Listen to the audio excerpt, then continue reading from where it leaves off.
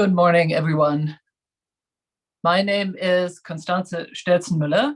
I am a senior fellow and director at the Center on the US and Europe at the Brookings Institution, and I welcome you to what I already know is going to be an absolutely fascinating event on the legacy and the future of the Wagner Group. The group, as I'm sure you all know, led by an erstwhile cook for Vladimir Putin, who died in a plane crash at 62 in August, on 2 months to the date after leading an aborted mutiny against the Kremlin. I'm speaking, of course, of Mr. Yevgeny Prigozhin. And we are going to discuss what happens to the empire of operations of mercenaries, of illicit business operations, smuggling, and so on, that he operated across several continents. And we have 5 expert speakers with us, Kimberly Martin, Candice Rondeau, Wasim Nazar, and Jessica Brandt, who each of them will contribute their insights for about 7 minutes. I will introduce them as we go. And we will then have a discussion among them, and finally, about half an hour for questions and answers. We have nearly 1,000 signups, which I find remarkable. I'm certainly interested in this topic, but I'm glad that so many people agree with us. And with that, I'm going to hand over to my remarkable colleague, Wanda Felber-Brown, who I think the academic term for what Wanda is a badass, but technically she is a senior fellow in foreign policy at the Talbot Center at Brookings. She's the director of the Nonstate Actor Initiative and the co-director of the Africa Initiative. And she will give us an overview of the restructuring of Wagner operations across Africa and the Middle East after the early demise of Mr. Prigozhin. Over to you, Wanda. Thank you very much for joining us. Well, thank you, Constanza. It's a pleasure for the initiative on Nonstate Armed Actors to partner up with the Center on the United States and Europe and with you in doing this event. And thanks to all of you for joining us today. We look forward very much to the conversation with the great experts that we have, but also to your questions and engagements with everyone online. So as Prigozhin decided to attack Moscow and threaten the leadership in Russia, it became rather obvious that his longevity was limited. The big question that has followed, however, well before his assassination was to what extent would the Russian state, Russian establishment move against the Wagner empire that Constanza mentioned. That, of course, consisted not simply of the military deployments for which the Wagner Group became most notorious across the Middle East and Africa, but also a wide set of misinformation campaign, economic interests, economic enterprises, some of which were illicit, many of which involved significant money laundering and providing liquidity for the Russian regime, in addition to oiling the money filling the pockets of Prigozhin and other actors. And so there have been kind of 3 models that could have been imagined, that to some extent still can be imagined about the restructuring of Wagner could have gone. One was to simply liquidate not just the leadership of Wagner, including Dmitry Utkin and Valery Chalarkov, but also the Wagner operation. That, in my view, was always a low likelihood, and it's certainly not something that we are seeing systematically today. And one core reason being that, of course, as much as Prigozhin was a loose cannon actor, increasingly threatening the roof that was protecting him, namely the Kremlin, not just the Russian Ministry of Defense, he nonetheless, and Wagner nonetheless, were serving significant interest of Russia in advancement of its strategic interests, its economic interests, as well as particular specific developments in various countries. On the strategic level, this of course was extending Russia's influence in Africa, and doing so rather extraordinarily effectively, even as Wagner operations on the ground, including military operations, often turned out significantly deficient, something that we will hear about. And so liquidating all of these gains for Russia would have been very costly. The second option was to simply try to put a new leadership on Wagner and try to preserve the entity in its vast sprawling empire.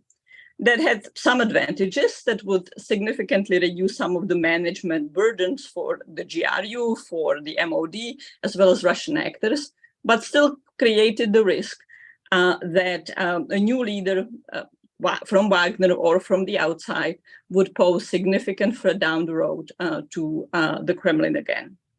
Now, the advantage of keeping this model was that Wagner could still serve as a one-stop shop for leaders in Africa, for leaders in other countries, to buy themselves a wide set of services, from the military, mercenary Praetorian Guard services, to misinformation campaign, to political manipulation, economic activities, and everything in the middle. And the third option was to divide Wagner into multiple entities, perhaps enable some other Russian private security company like Redoubt to take over. And it is indeed the third, or a combination of the second and the third, that we are seeing, with Wagner certainly not being kept as Wagner under one unified leader, but nonetheless, Wagner operations being rolled under the MOD and GRU leadership. How direct or indirect it remains to be seen. One of the issues is if the leadership visibility for the Russian official dom becomes too strong, that it deprives the Kremlin of a lot of the plausible deniability that we have been seeing. So that has been so useful with Wagner for Russia. So what does this mean in particular countries? Let me just quickly tick off some. We will have the colleagues on the call get into much greater depth in particular countries. In a place like Syria, we are seeing similar model to that's what's been happening with Wagner forces in Belarus and Ukraine. Essentially, they are being asked to sign on to the rosters of the MOD, and the MOD's control seems very significant, down to the latest incidents a week ago, where specific flight operations of Wagner are being managed or hampered, down to very intense control as to what kind of logistical and base assets Wagner can be using. Now, it was easy for Russia to move to this very full scope control in Syria, because the Russian military has been deployed there. And of course, it was important for Russia because Syria has been such an important source of political power for Wagner. It has been the place where many of the Wagner leaders had experience, where Surovikin was so important. So having control over Wagner forces in Syria was crucial over establishing control over Wagner. We're seeing radically different developments in Mali, where yes, GRU and the Ministry of Defense are establishing control, but it looks very, very different than what we are seeing in Syria. And we will hear from Wasim of how that's playing out. I will just focus quickly on two places, on Sudan and on the Central African Republic. In Sudan, Wagner has been siding with the rapid support forces.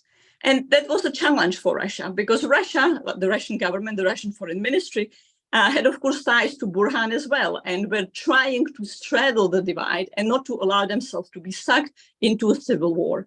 And Wagner, Prigozhin were very much loose cannon for much of the spring, in so strongly picking sides with Hemeti and even providing him with surface-to-air missiles. And so the incident that's being reported over the past several hours with the strike on some of the Wagner convoys, that there is kind of mixed messaging as to what extent RSF forces were hit or not. I think it's far less about the alleged role of Ukrainian special operation forces, and far more possibly about a covert operation by Russia to strengthen control, and in fact not to have Hemeti be a strong winner, to have more of a balance of power between Burhan and Hemeti, which Russia could leverage. Finally, let me touch on the Central African Republic, which of course is often portrayed as the lab for Wagner in Africa. It's the one place where Wagner had significant success in helping the government to beat down rebel forces that were prior to 2018 were essentially closing on Bangui. And what we have seen there is essentially the GRU and the Kremlin telling the leadership in the Central African Republic that we are in power, you have to deal with us. And you heard the leadership of the Central African Republic embracing that as late as June. Now, if there was one place where loyalties could have been split, could have been to Prigozhin, it was Central African Republic. And yet even their leaders very rapidly understood that their future lay with sticking with Moscow. But the interesting thing that's been happening now is that although the Kremlin has kept the existing leadership in the Central African Republic in the form of Vitaly Perfilev, in being the dominant actor, the Wagner actor in the space, it's been reducing the amount of forces during rotations, not visibly removing Wagner, but as rotations are taking place, fewer Wagner people have been coming back, perhaps by as much less as 300, which is a third of the force. And we have since then seen significant deterioration of security in the country, Wagner having to pull back close to capital, having to pull back close to installations and being hit. Nowhere as dramatic as in Mali, where we will hear about it. But the taking control of Wagner is damaging the success in the one place where it had success in terms of the security operations. Finally, what's obviously also happening and what still remains to be seen is how new or emerging, not so new, rising Russian private security companies such as Redoubt will benefit from carving up of the empire. Redoubt is by far the best position to leverage more of it. But I would be very surprised if it became essentially the full inheritor of Wagner. I think it will get pieces. It's nowhere at this point positioned to really absorb all of it. Could eventually get there, but I would be surprised if 2 years down the road we had Redoubt just essentially haven't become Wagner. With that, let me hand it over to others. Perhaps one question, if I may, Wanda. In the array of African countries where Wagner is involved, the DRC seems to be missing. Democratic Republic of Congo. Well, there have been too complicated even for Wagner.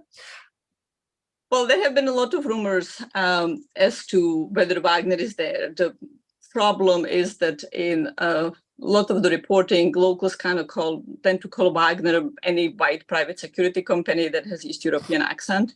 So you have had Bulgarian private security companies. I think it's certainly a place where Wagner has been prospecting and where there are very significant sympathies for Wagner in large parts of the military. The RC is in a very precarious situation. We are heading into elections in December, but it's not inconceivable to imagine a military coup in the country. In fact, I think it's one of the places where we can have another military coup fairly rapidly. And there is certainly very strong pro-Russian sentiment in some of the military in the opposition to the government. To watch. I would just add here that whether it's the RC, whether it's Niger, if we are going to see a deployment of Redoubt to Niger, for example, or to the RC, I think that's going to be a very strong signal that it is the anointed victor, it's the anointed successor by the Russian establishment. Sure, fair enough. That's a really interesting point. I'm going to hand over now to Kimberly Martin, who is an old friend and a professor of political science at Barnard College at Columbia University.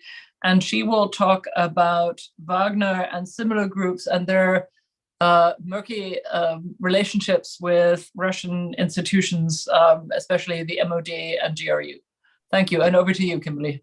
Fantastic. Thank you so much, Constanza. And thank you so much to Wanda for that terrific overview. It leaves the rest of us with not all that much to say, but I'll try to do my best.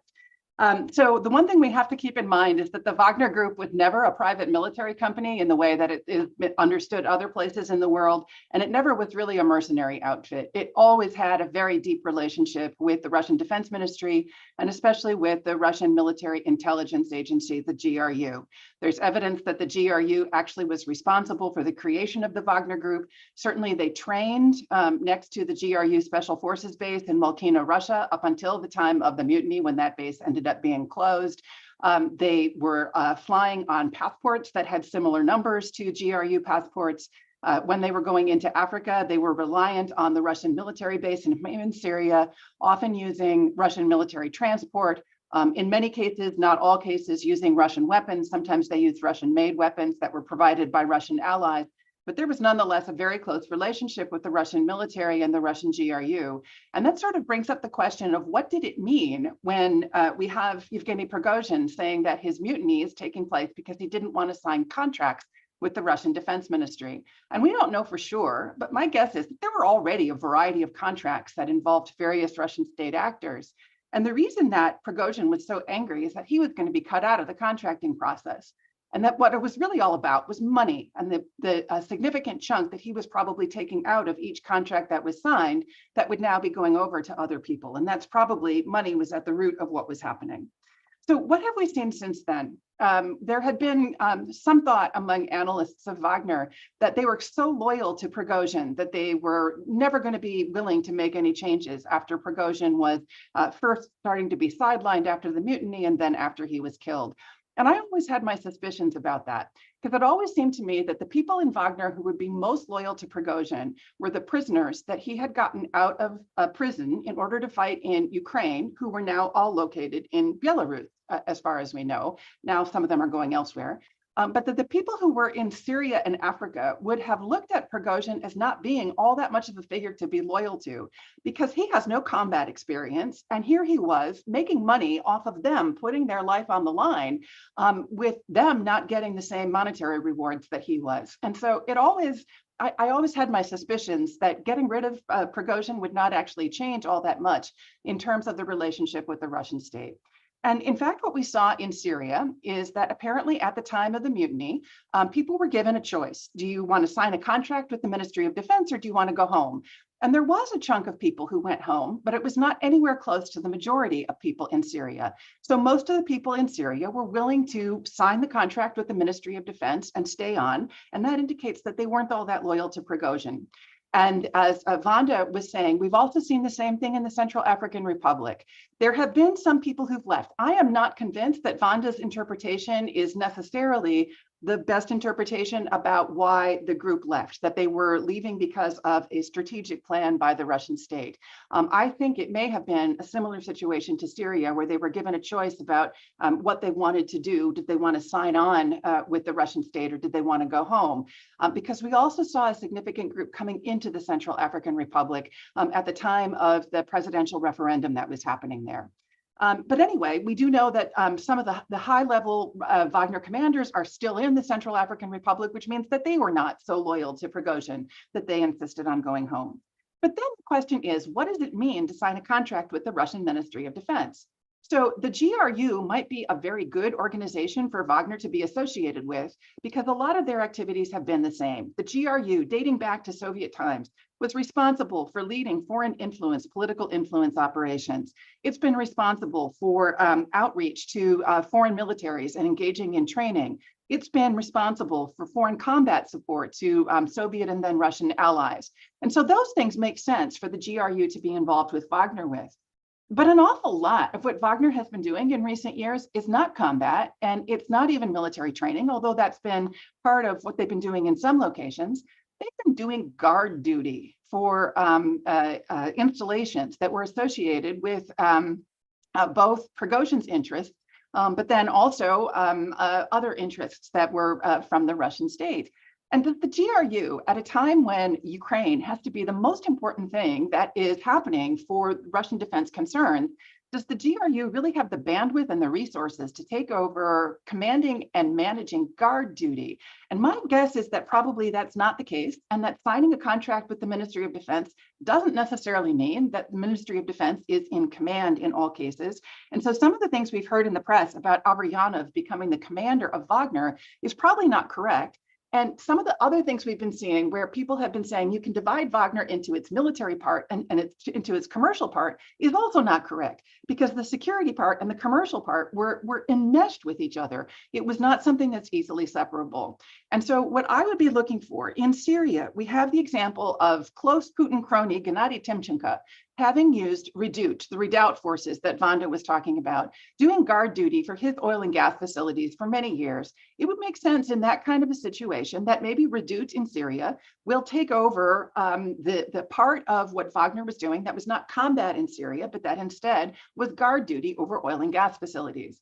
And that in the Central African Republic, where Wagner was involved not only in guarding gold mines and diamond mines and timber concessions, but also in construction and in smuggling, that it makes sense that maybe an organization like Convoy, which is associated with a former Wagner commander who's also been very much associated with African activities of the Wagner Group up until this point, that might be something that also has this complex relationship that's not quite defense ministry and not quite private, but is somewhere in between. And so my actual guess is that not much is going to change about Wagner, except perhaps the name and perhaps some of the people who are involved in managing it, because now Prigozhin is obviously out of the picture. But it's so much in Russia's interest to maintain what Wagner has been doing, which is propping up authoritarian leadership in ways that makes Russia a necessary security player, especially in Africa. And then bringing in resources, especially gold, to Moscow at a time when Moscow is under sanctions and is running out of resources to be able to fund its Ukrainian activities, that something very similar will maintain itself in place, and that having it be taken over by the GRU and Ministry of Defense might not mean what some media commentators have said it means. And I'll stop there, and I look forward to your questions.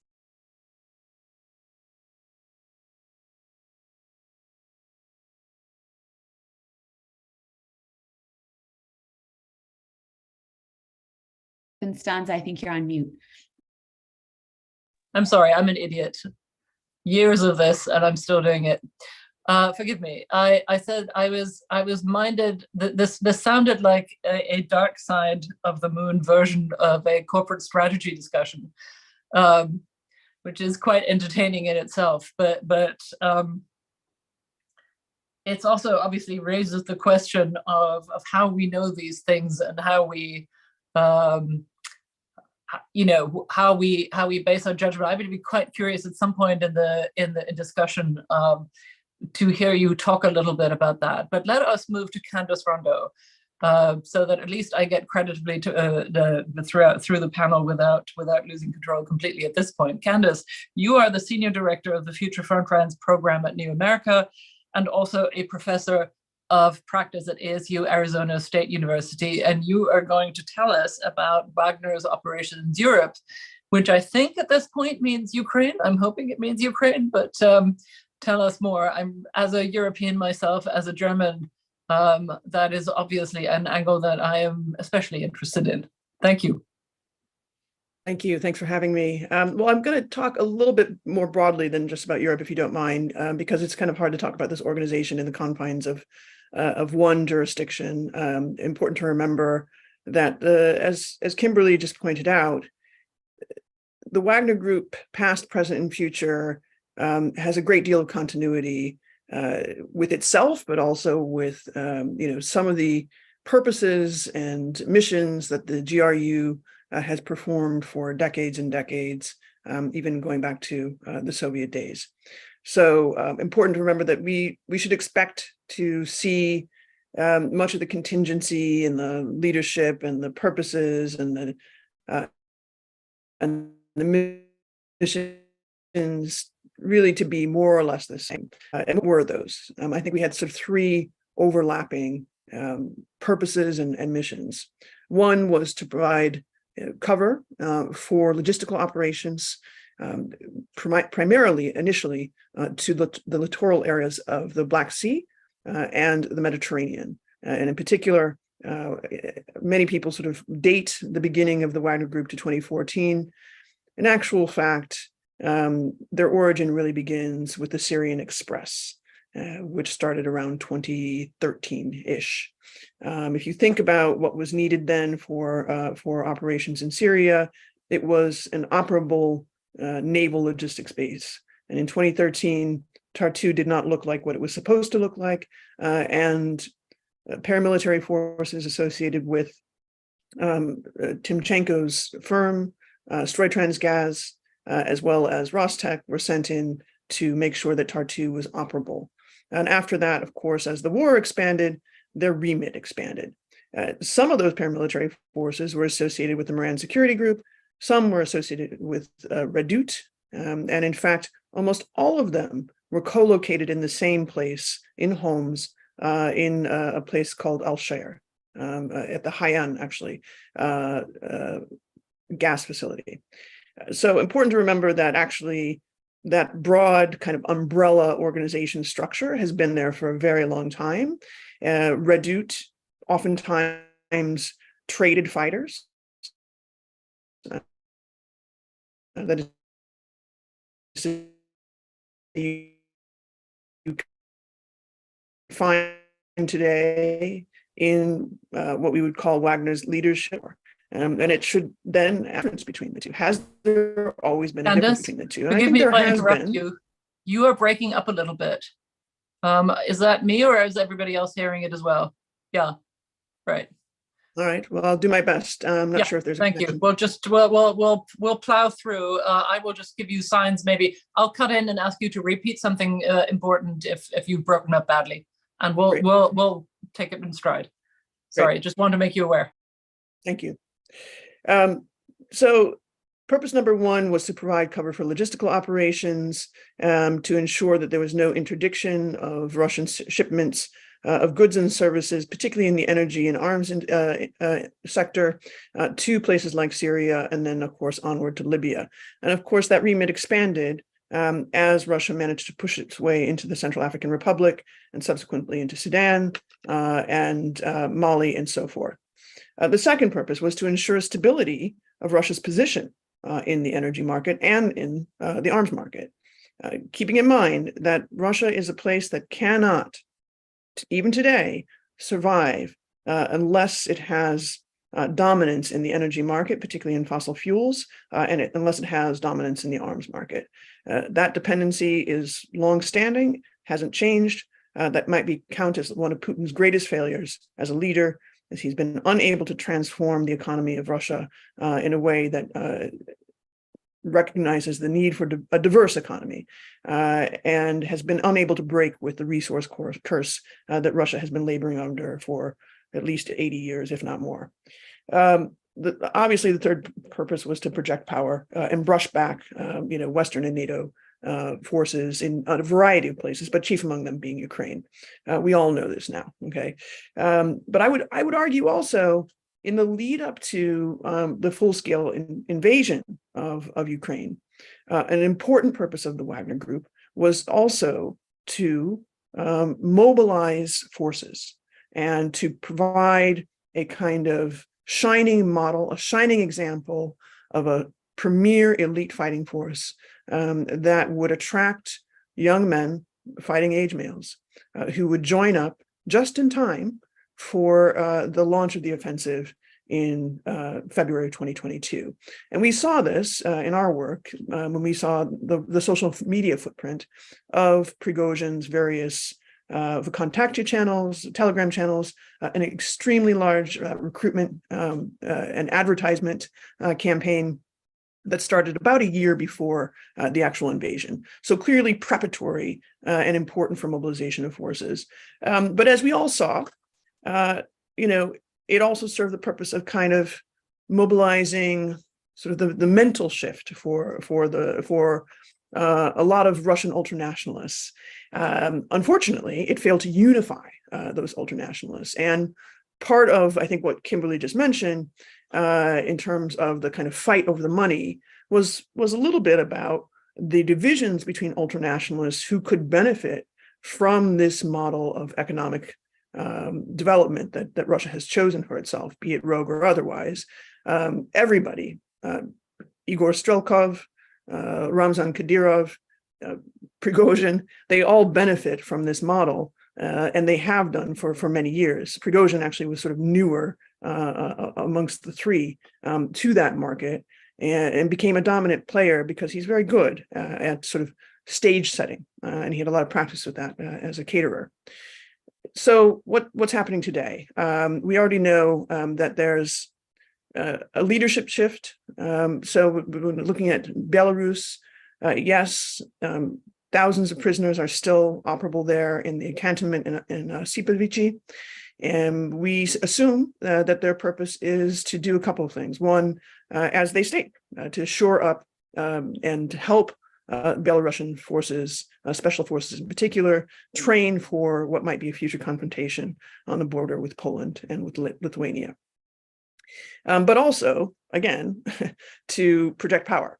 And we see sort of these psychological operations, even just before Prigozhin was killed, pictures of Wagner forces with their emblem at the border of Lithuania, literally like within inches of it, which caused a border closure actually in August, just before Prigozhin's killing. So an important psychological effect there. And I think, should things, tip in the direction of Russia's favor, and they manage to somehow overcome their difficulties, let's say this winter, those forces could be very important for threatening supply lines, which of course is extremely important. Who's doing it? Sergei Chubko, who is the former CAR director of operations, is now in charge of Belarus's forces. A very, I think, committed fighter and experienced fighter, maybe not the best leader, but certainly somebody to keep an eye on. What's happening back in St. Petersburg and Moscow? Andrei Troshev, so-called Sedoy, the Gray, still remains the figurehead in charge. And there is, I think, some strong evidence to suggest that he has not only signed a contract with MOD, which is actually kind of immaterial, I think, as Kimberly said, but more importantly, has embraced the leadership of Redut, in particular, rekindling his relationship with Konstantin Mirzoyants, who is, of course, the head of Redut. Lastly, there's some people that we haven't heard about that I think would be important to kind of pay attention to. We know that Alexander Kuznetsov, aka Ratibor, was an incredibly important operational leader in Ukraine. We have seen a hide nor hair of him since the rebellion, really, and certainly not since Prigozhin's death.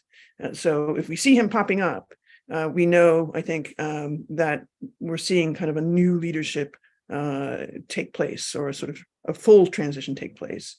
Another player that we haven't seen hide much of lately is Anton Lotus Yelazarov, who, of course, also was responsible for operations in Soledar and very successfully led the offensive there back last year.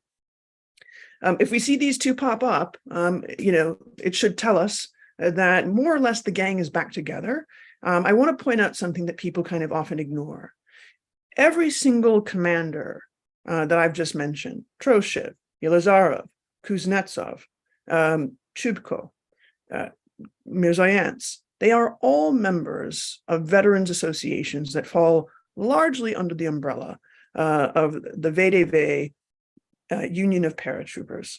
And we have ignored, I think, at our great peril, the importance of these veterans associations as an administrative body. We confuse, I think, PMCs with these organizations at our great peril. And importantly, Convoy is a fantastic example of an organization that exists on paper as a nominal LLC, but is directly linked to another veterans organization. That is the vehicle by which the state controls and recruits most of its paramilitary forces in the energy and arms sector. And last thing I'll say, I'll just close with this. I know that there are a great deal of debates still after the UK declared the Wagner Group a terrorist group, a little bit of a sort of closing the barn door after the horses have left the barn. I will just state this is not a terrorist organization in the classic sense. This is not Al-Qaeda. This is an arm of the Russian state. And the biggest intelligence failure is really failing to look at the actual administrative structures by which this work is done, and focusing instead on the kind of bling and the flash of the symbols and the insignia, and of course, which has been the entire mission of the Wagner Group and Prigozhin in the first place. That's it. This was riveting. I'm happy to say that your Wi-Fi seems to have stabilized. It was absolutely fascinating, and we will come back to the issue of how to handle these organizations analytically and with law enforcement or foreign policy tools. But there's one name you didn't mention, and I am obviously the least knowledgeable person on this entire group, but what about Mr. Utkin? Mr. Utkin is dead. We know that. Yeah. Okay, all right, good. We do know that. And I don't think we can have any debates about, this is not Elvis, nor is this Jesus, nor is this Lazarus. They are dead, all three. Where were they killed? We actually don't know. I think we still don't know a lot about sort of what happened actually and when it happened. I'm glad you raised the Elvis question, Candace, because a number of the questions that we got in ahead of this event were referring to the question of whether these people were actually dead or hiding in Venezuela or something like that. And I feel like, thank you for driving a stake through that question, garlanding it with onions and garlic, and putting it back into the ground. I think that's good. That takes that out of the way. And with that, I will thank you very much. I will move to Wasim Nasser, who is a senior researcher at the Souvan Center, and will talk to us about Wagner and Mali. Mali, of course, is an object of a great deal of interest to European policymakers, especially those in the ministries of defense in France and Germany, because we've had significant numbers of troops there. Those stabilizing operations appear to have failed across the board. And I would be quite curious if you could address the sort of intersection of those European troops and Wagner as well. But over to you, Wasim. Thank you very much for joining us. Hello, thank you for having me. Thank you for all three presentations, which were quite rich. And okay, I'll go straight forward to Mali. As you know, Mali is the only theater actually today, operational theater, where Wagner is really operating militarily, meaning they are operating along the Malian security forces and even along some local militias in central Mali. Of course, against Al-Qaeda operatives, but also since a few days in northern Mali against mostly Tuareg and Arab rebels. So the thing is about Mali, it's very different from other places where Wagner was involved. Meaning in the Central African Republic, they have an economic model which is viable for them, which makes it possible for them to sustain their presence and to make it profitable. In Libya, it's not really the case, but they use Libya as a hub for Africa. But Mali is still very strategic for them. I like sometimes to compare the Wagner presence in Mali as helping Russia to have its aircraft carrier to Africa through Mali, as before Russia came back to the international affairs using the war in Syria. And as it was said, the premises of Wagner began in Syria back in 2012, 2013. Even the hammer that they use, it was about killing a Syrian army recruit that deserted at the time. They killed him with a hammer. So few people maybe recall this story, but that's where it all started. So the thing in Mali is that with French deciding maybe to lessen their support to the Malian junta after two coup d'états. Well, the Malian junta called on Wagner, but actually, even if the postulat or the labeling of their operation is fighting jihadi forces, which they do not successfully at all, and we can go into details if you wish. Their primary objective is to secure actually the Malian junta in power in Bamako. And we see it on daily basis. And I got the opportunity to write a report for CTC West Point last year, which was like monitoring 1 year of Wagner in Mali, to see the effects on jihadi factions at least. And the conclusion that I got to is that actually their presence there was mostly profitable for jihadi groups, because they enhanced recruitments among jihadi groups, meaning Al-Qaeda, mostly, and in the center. And by hastening by pushing out actually French forces, we saw that in Mali, for the first time since Mali began to witness jihadi activity, well, they had a no-fly zone.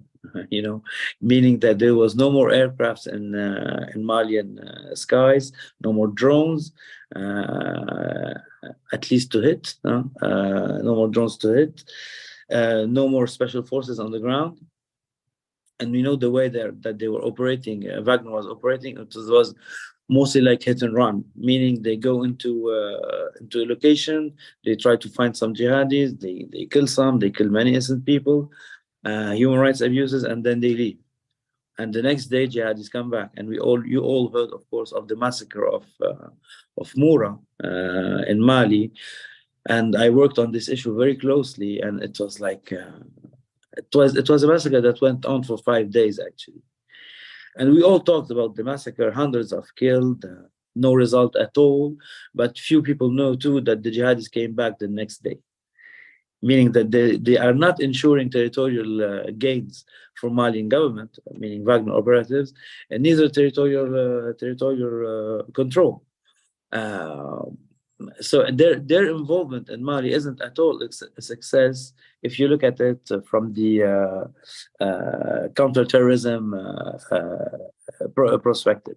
But it is a strategic success by ensuring Russian influence in Mali, and by ensuring from Mali Russian influence into Burkina Faso, because even if you had doubts about it a few months back, well, there's no place for doubt anymore, since Captain Traoré spoke out at the summit in St. Petersburg, and he was one of the few leaders in the world, not maybe the only leader, who supported the operations of Russia and Ukraine so bluntly, at least.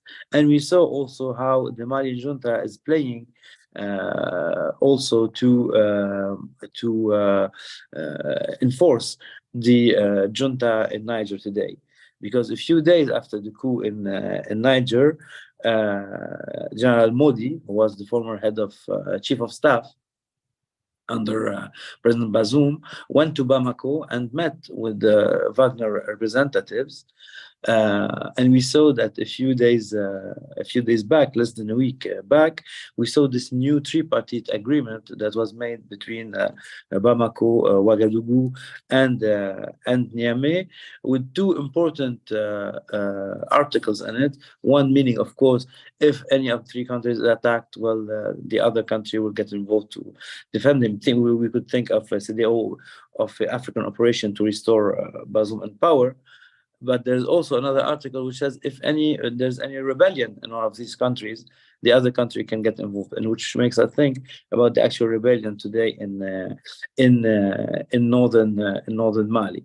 So my point is, we can think about Wagner as a mercenary group, or as a group seeking only profit or material gains. But I think, as it was said before by Kimberly, that we should not forget that it is playing in order to ensure Russian interests too, with a very low cost. And as Vanda said, with plausible deniability on the table. So, and this, I think that even if, like as it was said, people tend to differentiate Russia from Wagner Group, but when stakes are high, as was the case in Syria back in 2018, well, the Americans did not at all hesitate to hit Wagner operatives back in Deir Zor when they stepped into Kurdish controlled territory, well, which the French didn't want to do in Mali. Okay, that's another question. And the Germans too, to answer your question, Constanza, because it's a political decision. So, of course, France could have confronted Wagner and could have stopped Wagner in Mali, especially that, which I forgot to say earlier, that Wagner operatives in Mali are very poorly equipped. They are vehicled by the Malian army. They don't have their own vehicles, and they are not like their best of the best of their fighters. And this is those are informations that I got from people who are operating next to them. You see, in some areas. So it was really low cost for them. It was sufficient for them to say, okay, we are here, and to push the French out along the way. So today the question is, okay, how should this activity in Mali be considered? On one hand, because the situation in Mali is getting worse and worse, and Burkina Faso is getting worse and worse, in Niger it's getting worse and worse. So what are the decisions that should be taken by the international community, or at least the countries that are present and who have interests in not even in those countries, but in the countries around those countries? Because can we perhaps save that for the discussion round? The question of what is to be done. I think that is super interesting, but I think we might want to take that in a sort of across the board. But I'm noted your point that the French made a conscious choice. You could have, but didn't do something about the Wagner militia, which perhaps I don't know. Reinforces the contention that there is a perception in European capitals of a very close connection to the Russian state, and that if you're going after the militias, you're going after something more than that. But that would be to be discussed, perhaps. Let me move again, because I don't want to. It's always terrible for the fifth panelist. She sort of gets squeezed, and I want to make sure that Jessica gets enough airtime. I have like a dozen questions in my mind at this point. Jessica Brandt is policy director at the Artificial Intelligence Emerging. I'm sorry. Let me start over again. Is policy director at the Artificial Intelligence and Emerging Technologies Initiative at Brookings, and a fellow at the Strobe-Talbot Center. And you were going to talk about Wagner's misinformation projects and machinery. Thank you, Jessica. Over to you. Oh, great. Thanks so much for having me. It's a treat to be with this group. I'll try to be brief because I do want to make sure we get to questions from the audience. Maybe I would just make 3 quick points about Prigozhin's propaganda apparatus that I think are sort of relevant to its future.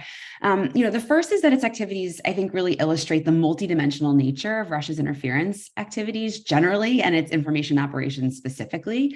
I think a great example is what happened in Madagascar ahead of its most recent presidential election, right? You saw 30 operatives sent there to operate on the ground, right? They established a local newspaper in the local language. They hired students to write for that newspaper. They paid students to attend rallies. And then they paid journalists to cover those rallies in the newspaper that they set up. They also recruited a cult leader to try to split the opposition. And I think what this shows is that, what the Kremlin does is use multiple tools of interference in combination with one another, that it weaponizes traditional media, including local media, which I think is, often the most trusted. And then, of course, online activities don't stay there. The second point is that Africa is really a testing ground for techniques that we see elsewhere later. So we should care about these operations, on their own terms. But, for example, ahead of the 2020 election here in the United States, we saw, the IRA build on its Madagascar operation with the Peace Data operation, where it again set up an online journal, recruited unwitting, freelance journalists to write for its publication. And it makes good sense why, the Kremlin would take this approach, and I think that's related, I guess, to my third point, which is this broader trend of kind of using someone else's voice to make their point. In Ukraine, we've seen them just like rent the social media accounts of local users. And these trigger kind of very difficult dynamics for democratic governments in terms of response. It really constrains the space for them. And it also just makes these operations harder to detect and to appear more legitimate. And so with that in mind, it was in July that we heard that the IRA will be disbanding. I think it's much more likely that it will be rebranding. I think the emerging conventional wisdom is that, Russian military intelligence will, sort of suck up these operations. And I think that makes sense.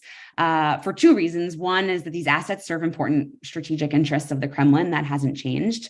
I think especially in Africa, right, you see, an effort to build sway on a continent where support for Russia's policies tends to run high, including its, invasion of Ukraine. And also it's a means to an end of putting, kind of sticking a finger in the eye of the French, where it can really capitalize on anti-French sentiment. So it serves strategic interests. I also think it is in keeping with a trend that we've, experienced for some time, which is this shift away from the 2016 style, large quantities of troll farm content, the memes, and towards more sophisticated, targeted operations that, are likely conducted, with a role for Russian military intelligence, that help overcome more sophisticated platform detection mechanisms and that cover broader swaths of the information environment where you see, seeding, a particular narrative with the hope of laundering it across the broader environment. I have some thoughts about what we do about that problem, but I'm going to save that for after we get to audience questions. Yet again, speaking at the muted microphone. Thank you so much. I thought this was a brilliant overview by five deeply knowledgeable people. And of course, I'm just going to explain how I'm going to try and do this, handle this problem that I can't see the audience. And I've asked our research assistants to email me the questions because that means I don't always have to go up here and look at the chat. So I'm going to be sort of asking you questions and keeping an eye on stuff popping up in my emails. And I also have a list of the questions that were sent to us before. Wish me luck in doing that for the next 35 minutes. But also, I want to say to you, I did not say at the beginning, there are actually two things that I didn't say at the beginning. One, I didn't say, thank you, Wanda, for doing this in cooperation with us at the Center on the US and Europe. It's a pleasure. And the other thing I didn't say was that to ask you to butt into the conversation because I did want to get through all of you and give you enough airtime. But I think at this point, just raise your hands or say you'd like to come in, and I'll try to play the traffic cop. Let me perhaps start out with the Wagner, the corporate phenomenon, as it were, and then sort of work this up the line. Look at the strategic impact especially in Europe and in Africa, and finally end with the question of what to do, if that's okay. So let me start with the question, one question that has popped up in the chat, which is, can we give credence to the rumors circulating that Surovikin will be taking charge of Wagner as a kind of rehabilitation? Anybody of you like to take that? Candace or Kimberly maybe, or Wanda? You have feelings about this? Mike? I mean, I'll jump in and then maybe, Sure. I think Kimberly and I are going to probably say roughly the same thing. So the fact that he's gallivanting around Algeria should be no more than a sign of him being reassigned to a new area of operations. Algeria is not where Wagner plays at all. I think Algeria has a pretty good control of most of its territory.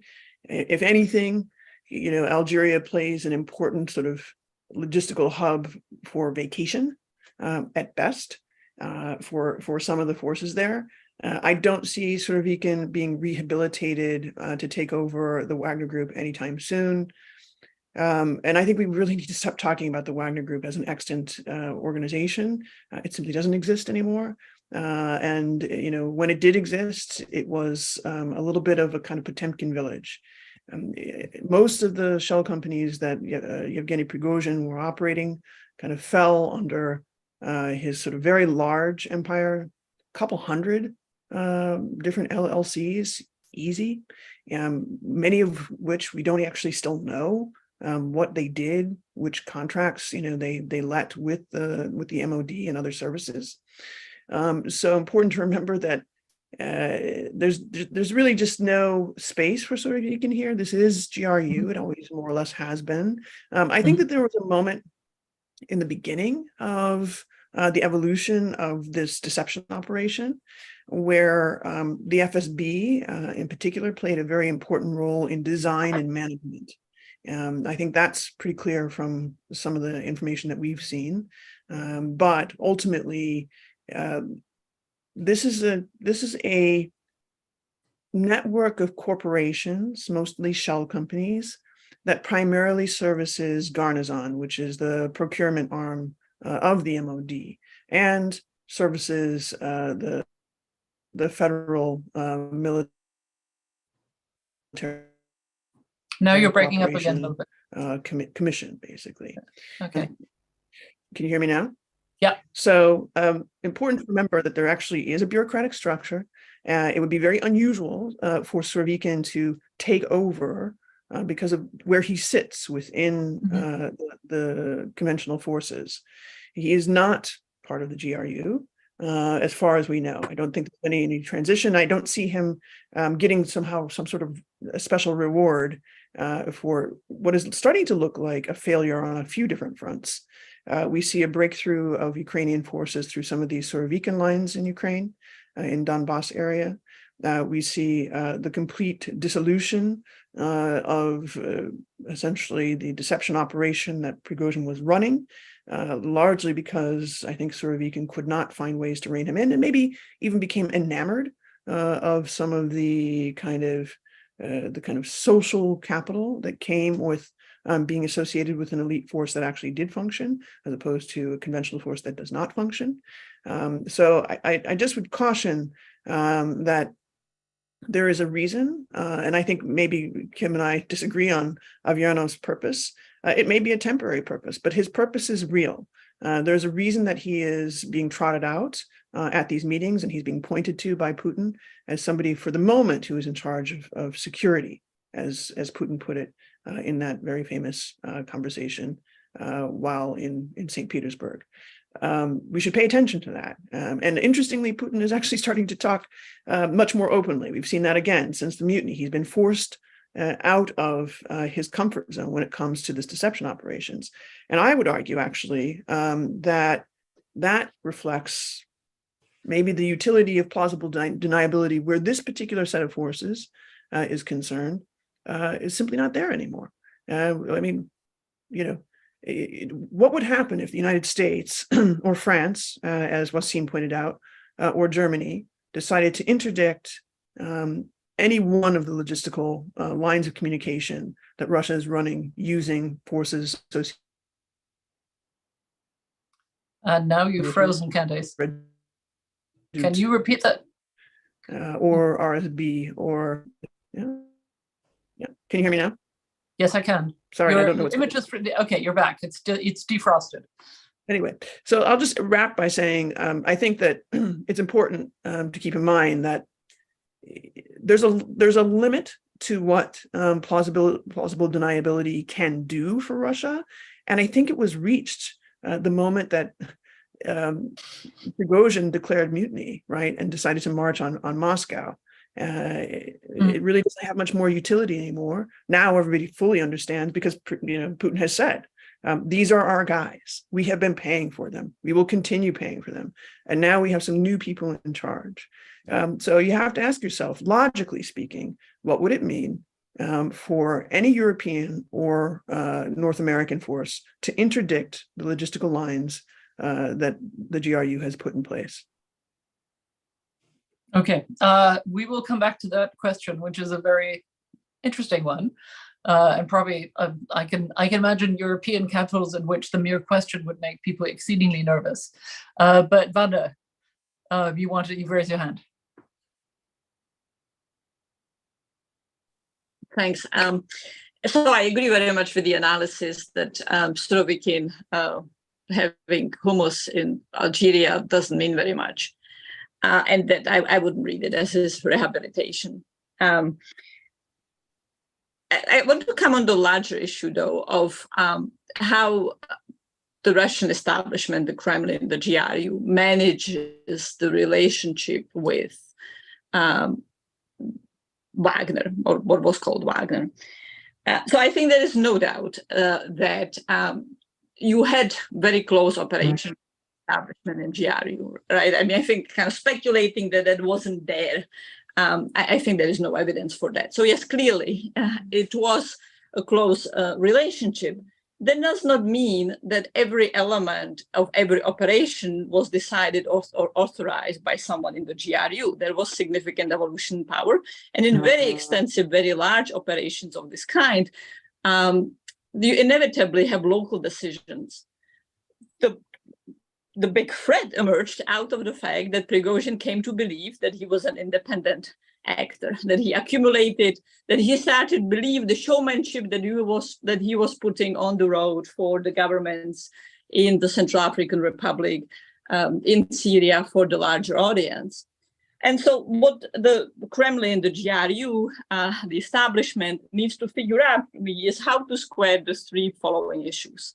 One is, how do you preserve the tool of strategic penetration, building, buying friends by providing them with Praetorian services, and at least to some extent protecting them against the security threats they're facing, which are, as Wasim said, really dramatically tanking in Mali, which are worsening in CAR, and which have already been a big loss for Wagner in places like Mozambique. How do you at the same time make sure that whoever is running those local operations, let alone any aggregate operation, does not come to be another threat to the establishment, to particular actors? How do you redivide the empire?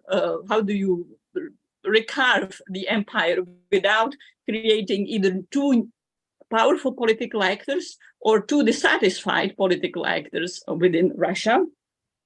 And finally, I am not so persuaded that the plausible deniability is not so relevant. So yes, obviously, there is the cloak has been taken away, but at the same time, it's not just about whether Western forces or any other forces will interact with the Wagner Group, will fight the Wagner Group. There are costs to Russia of being visibly embracing, let alone instigating coup d'etats. There are very significant costs for Russia with countries like South Africa and Kenya that Russia has been courting extremely aggressively, and that have their own fears and history of coups. So for Russia to kind of visibly say, yes, we have attempted to do this coup in Chad, it's a problem. There are problems for Russia to be labeled as the perpetrator of these egregious human rights violations. And obviously, although Russia has repeatedly done that in Chechnya, in Afghanistan, again, to just have direct ownership without the plausibility of a cover is significant. It might be possible that Russia will not be able to square those four objectives: preserving the tool, preventing another threat, keeping everyone inside the establishment satisfied with the recarving, and keeping the cover. But there are costs, real costs to losing the cover. All right, thank you very much. I see that both Kimberly and Wasim want to come in. I want to make sure we have another 25 minutes. I think we should let's sort of make sure we have enough time for the other questions. But Kimberly and Wasim, I may sort of, in other words, ask you to be succinct. But let's go ahead with you two. Kim. Great, thank you. So 3 quick points. The first is that Surovikin damaged his sense of loyalty to Putin. He was punished for having done that. All of the evidence that came from the intelligence community is that he was highly questioned and taken aside and put under house arrest because of suspicions that he knew about the knowledge that he knew about the mutiny in advance and then didn't do anything to stop it. So Surovikin is never going to be put by Putin in a position where he is doing something that is significant in a way that Putin can actually have any trust over him. So there's no way in the world that Putin would now turn around and put Surovikin in charge of the Wagner Group. But secondly, I wanted to get back to a question that Constanza asked early on. How do we know what we know? And the answer is we don't know much at all. We're guessing. We are all chasing the news. And how we know what we know, there are some very good Twitter sources to follow. One is All Eyes on Wagner, one is Casus Belli. There are some outstanding Russian investigative journalists who are independent. One is Denis Karatkov of Novaya Gazeta. One is Lilia Yaparova of Meduza. The Bell has also had good things. Then CNN, the Wall Street Journal, New York Times have all had really good investigative journalists on the ground. But the truth is the quality of our information is poor, it's conflictual. And what we're looking at is a group of people who are really skilled at information operations. And so we have to take everything we think we know with a grain of salt. Let's see, what else was I going to say? I'll leave it there and come back later. Kim, thank you so much for that last point. I find that particularly helpful because I think that it is sometimes important for us as experts, if we're talking with a larger public in mind, to divulge, where we have certainty and where we are using our expertise and experience to make educated guesses, right? That doesn't make the analysis less valuable. It just sort of makes clear where we, that there are areas where we just are not in a position to have certainty. And it's also, thank you also particularly for your references to those open sources, which I think our viewers, listeners will be grateful for. Wasim, you wanted to come in. Yeah, I'm not going to be long. I just wanted to say one thing, that plausible deniability goes both ways. When the Wagner mercenaries were hit in Syria, Moscow didn't feel obliged to react against United States interests. When Wagner hubs were hit in Libya lately by the US, Russia didn't react over that. So plausible deniability goes both ways. It's not only for Russia to be able to deny something, but it's also for Russia to have the opportunity not to react regarding one operation or another. And so the political decision in Europe is to be made in this regard, not just in regard, is it Russia or isn't it Russia who's really responsible of this? Okay, Candace? Well, I think Wanda was before me, but I'll just quickly say on this plausible deniability point, I think that's right, that it does go both ways, particularly in the case of the February 2018 strike on Wagner forces in Deir ez-Zor. We have to remember it was never going to be in the US interest to say, yes, we knew that these were Russians. Yes, we knew that they, potentially worked for the GRU, and we decided to strike at them regardless. However, I will say, in the US case, the rules of engagement in that particular area of operations are, I think, establishable and well known, right? And so, and certainly the positions that they stood in at the Conoco plant were well marked and well agreed upon through the deconfliction cell that was operating between Russia and the United States at the time. And we all know this because, of course, there's been a lot of reporting on it. So yes, it does go both ways for the United States. It does not go both ways for most European countries. Most European countries, I think, recognize their limitations militarily, and especially France and especially Germany. I think that they would have understood that any escalation of force in any context would have meant the collapse of their governments. And how do they know that? Well, because Afghanistan had just happened. You can look at, the collapse of the government of Germany in, 2010? You can look at the Dutch government in 2012. I mean, there are plenty of examples where NATO countries, particularly in Europe, have had challenges where an escalation of force incident has forced the collapse of governments, because these are parliamentary democracies. They are not necessarily presidential democracies in the same sense that the United States is. And importantly, that is a consideration for decision makers in France and Germany in particular. And it is a constraint that has to be very well understood. And I think it doesn't speak well for Emmanuel Macron, with all of the rhetoric about sort of reinventing France's relationship with Africa, changing that kind of colonialist mantle into some sort of magical Disney-like relationship, to be seen escalating force in a place like Mali or CAR, or you name the country where there is this competition between Russia and France. Wanda.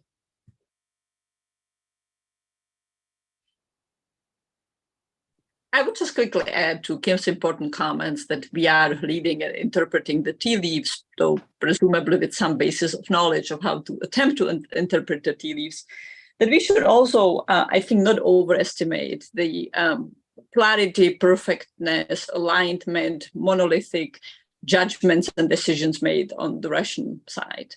There is probably a lot of competition as to how will things be managed, as to who gets with piece of what. Yes, nominally or kind of overall, the GRU will be in charge as it had been. But what's happening with particular divisions of power, access, money, what kind of payoffs Timoshenko is getting, that too is being competed over. That too is not all straight. And during certainly the Cold War, we have very frequently erred in overestimating the kind of perfectness, clarity, monolithic decision. Whatever took place was always pre-planned, was always interpreted as pre-planned directed action of the Soviet Union. And oftentimes it wasn't. There was bureaucratic slag, there was bureaucratic competition, there was tremendous amount of incompetence. And all of that needs to be accounted in how the Wagner label, Wagner empire, is now being reshuffled, retightened, the reins on it being tightened, etc. Okay, there are a number of questions in the chat about sort of very technical aspects of, what other private military companies are there operating. But it seems to me we should move away from that, if I may. I think we should start talking about what this means for the landscape that you've just laid out. Looks to me, in some ways, a little reminiscent of late stage Milosevic Yugoslavia, right? Where you had all these militias operating with very unclear lines of control, and a seemingly increasingly tenuous hold by the leader, not just on their operations, but on as it were the empire itself. What are we? Kimberly, can I ask you, what do we learn about everything that you just described? What does that tell us about the power center in Moscow? And of course, about Putin himself? Is there anything that these episodes teach us? How the power there is changing and how Putin's hold on power is changing? Well, two things. The first thing is I wouldn't count Putin out yet. I think when the mutiny happened, there's this American phrase that's used in talking about opera, which features in Wagner, because obviously it was taken as a name because of the Wagner operas and the Flight of the Valkyries. It's not over till the fat lady sings. And in this case, it became over when a very fit man sang instead and made clear what his efforts were. And I don't think that this necessarily demonstrates that Putin is not in control. I think it demonstrates that Prigozhin made a very stupid mistake in believing that his roof was bigger than it was and that he had the ability to influence events. And I would just have us all remember, he was not marching against the Kremlin. He believed he was marching, from everything we know, against the defense ministry. And he believed that Putin would come in on his side. So this was not a coup attempt. This was a mutiny against the defense ministry. And there was a shakeup a little bit in the defense ministry afterwards. We know from the Wall Street Journal that approximately 12 officers were demoted or very seriously questioned, and that one of those was Surovikin. So I think Putin is in charge. And I don't think that whatever happens to this empire, I don't think there's evidence that this means that Putin is losing control. But the second thing that I would say is, when we were talking about what other countries could do and what the West could do about all this, there is a real big weak spot that Wagner has had repeatedly, and that is that it has poor local intelligence. And we saw this as Jessica mentioned what they did in Madagascar. They played their political cards wrong in Madagascar because they didn't understand Malagasy politics. And as a result, they are no longer able to do advanced additional mining, even though they still control a chromite mine, because the government won't give them permission to go ahead with it. In Mozambique, the reason that they were so badly defeated is that they didn't have local security forces on their side, because the local security forces thought they were competitors for the smuggling trade that was going off of Cabo Delgado. And the only reason that they have had good local intelligence in Eastern Libya and in the Central African Republic is that the two authorities there chose to really share everything with them, because they were working so closely with the local authorities. And maybe one of the reasons they did so badly in the attempt to seize Tripoli is that the Soviet era intelligence about what was happening in Libya was so out of date, because there hadn't been a Russian presence there in a while, that they were relying on old information. So I'd say the greatest weakness is lack of local intelligence. And that means the best thing that the United States and the Western governments can do is to use their own intelligence operatives on the ground who might have better local intelligence. And this applies to France as well. And to recognize that that's a real advantage, that countries who have been in Africa longer than Russia has this time around probably have a better sense of local politics. And I'll stop there. I think that's a very good point. And as someone who in her earlier journalistic life spent time in some of the countries we're talking about in Africa and in the early days in Afghanistan, I can only footstamp that point. I'm always astounded at the lack of understanding that we have of local political structures, right? That is to me is truly shocking. And frankly, I think there's no excuse for this, particularly in these days, where we're all sort of navigating a much looser international playing field. Amanda, sorry, you wanted to come in. I look forward to Wassim listing many more of the real weaknesses of the Wagner Group in that foreign deployments, but I would say that they go way beyond simply poor local intelligence. I mean, what Wagner has been doing is replicating the scorched earth policies, the population-centric repression that tries to drive populations away outside of areas as a way to defeat the insurgents. It's just classic repetitions of Soviet counterinsurgency for decades and decades. And it comes with all the backfire, all the problems that Wassim has so powerfully spoken and written about.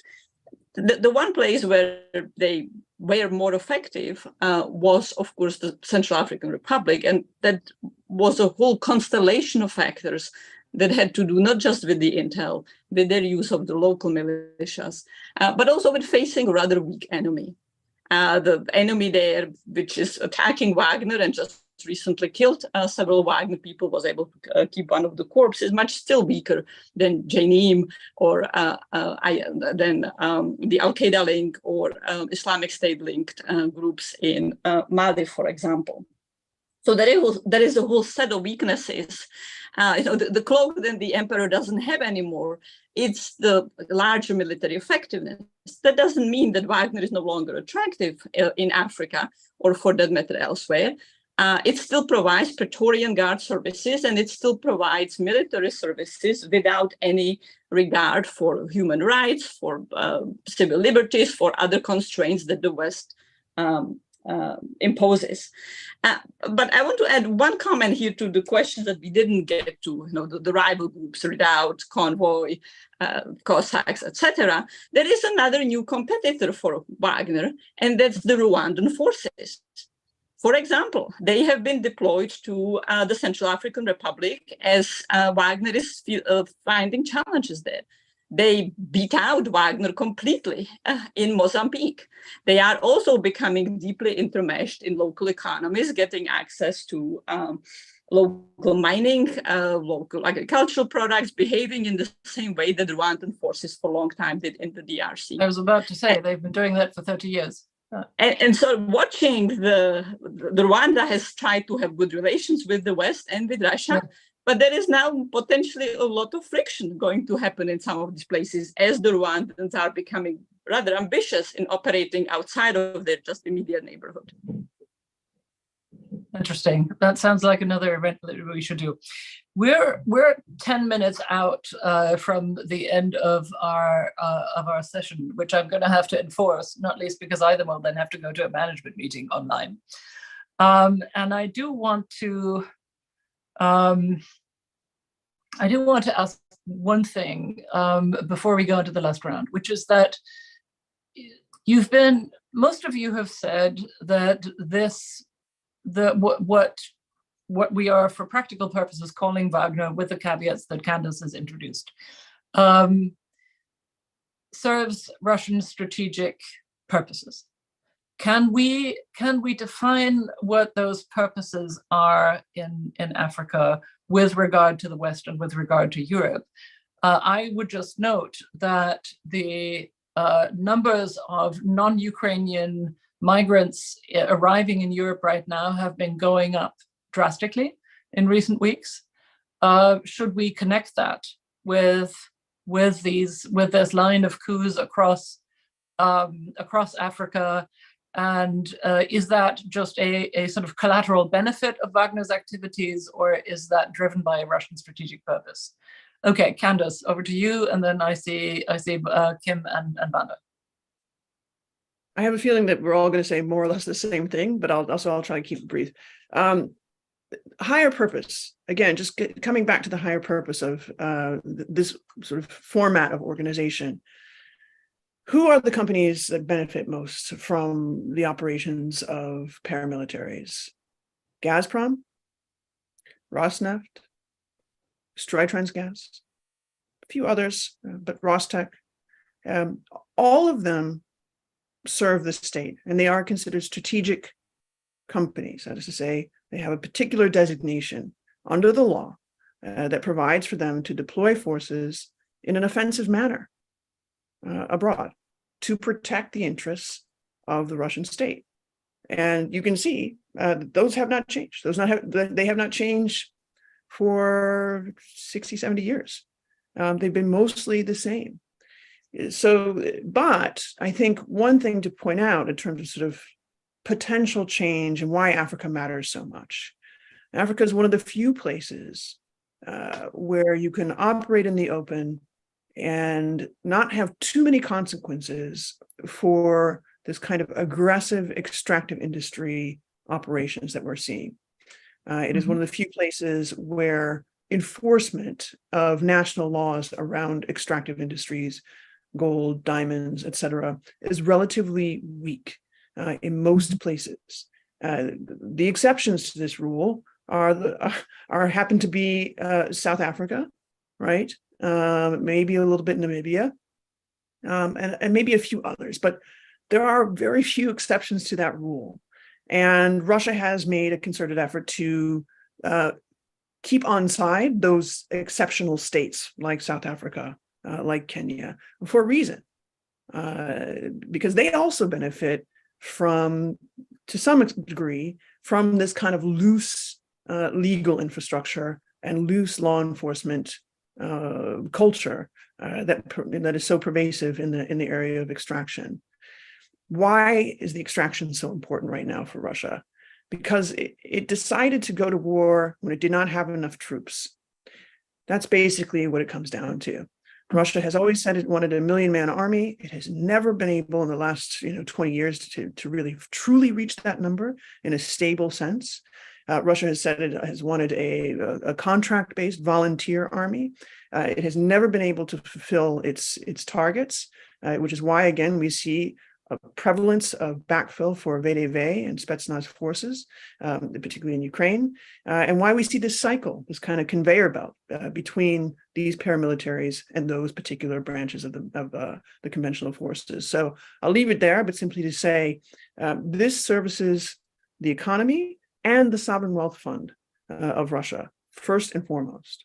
Okay, that's a really important and helpful point. So I'm going to assume other knock-on effects are in your view a collateral benefit. I'm not going to go brutally into the last round because we have 5 more minutes, and I'm going to go the other way around.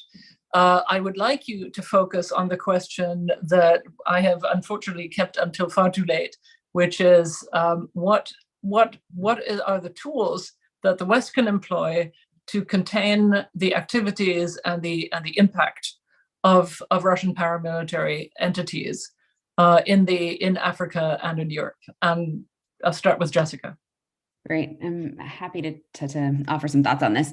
I think when we think about, Prigozhin's propaganda apparatus, maybe the first thing to do is think about what not to do, which is what the French did, right? They discovered that the IRA was operating in the Central African Republic, and the Wagner-linked trolls were going after French foreign policy, trying to sort of build, support for Russian foreign policy in the country, and then France used military-linked covert bots and trolls to we kind of had this tangling, these trolls that were tangling with one another.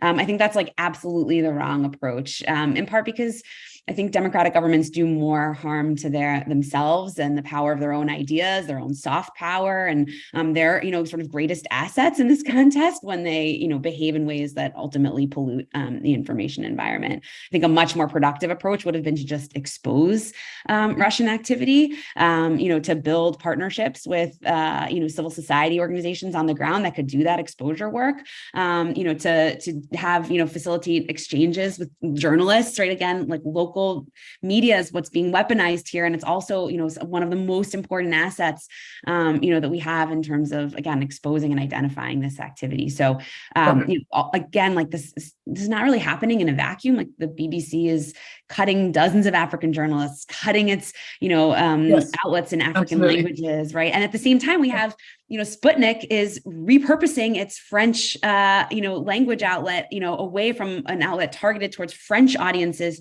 It's now become Sputnik Afrique, and it is so it's just a total mismatch.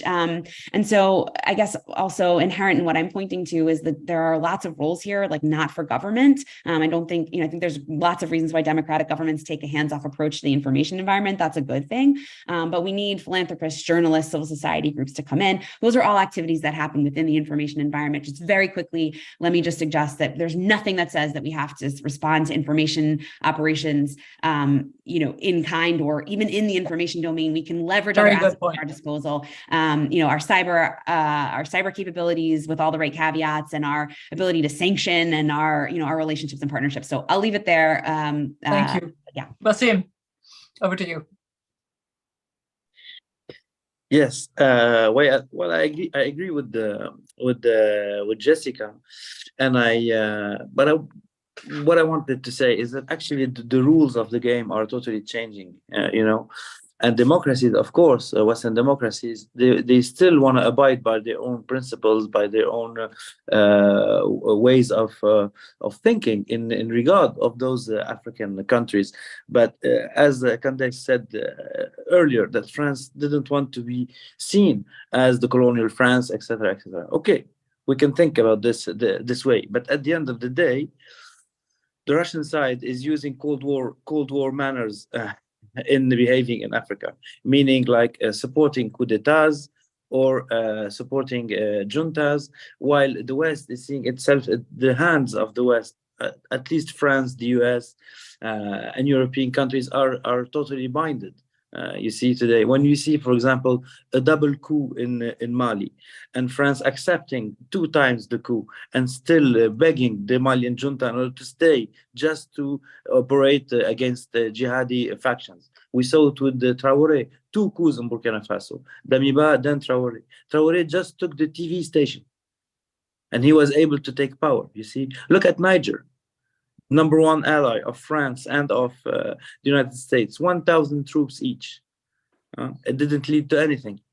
The plotters took the president, abducted the president, and people and officers of the army in Niger, when they saw that neither France, neither the United States did anything, military speaking, well, they joined the coup, because it's about survival for them. It's about benefit. It's about interest, but especially about survival. You see, when you talk to people who are considered as to be the allies of the West, or at least the allies of France and Niger, what they don't understand, they say, why didn't France do anything? And we say, okay, because France doesn't want to be in the front. We cannot use force in order to stop a coup. And he says, you have 1,000 troops. You're already seen as involved. So if you don't act, it goes for the US too.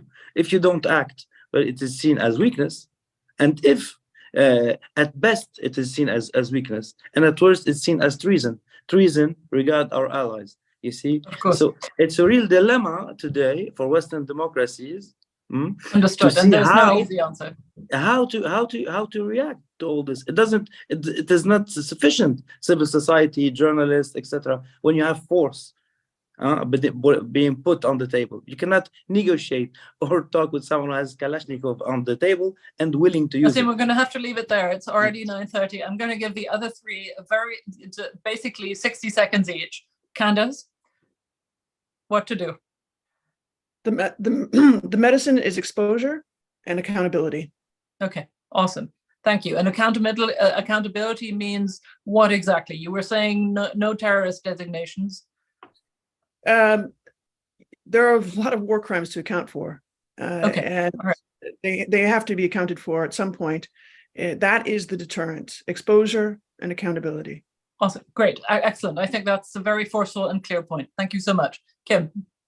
I would disagree with what Candace had said earlier, that this is all some grand strategy on Russia's part. I don't think it is. I think it actually is opportunistic and experimental.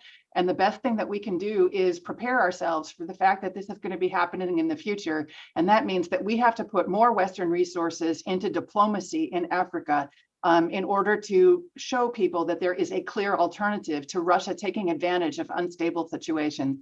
And the best piece of evidence we have that this is all actually opportunistic is that Khodorkovsky's group Open Russia revealed almost at this point a decade ago, not quite a decade ago, what the plans were for what Wagner thought was going to be the places where it would have control in Africa. And the reality has not matched what those plans are. They have taken advantage of opportunities as they've come up. They've involved a whole variety of things, not just natural resources. And our best preparation is to put Africa more in the spotlight of what matters, not only for considerations of stopping Russia, but just for providing services and democratic development for the incredibly the people on the ground who are suffering terribly because of a Western absence in that region.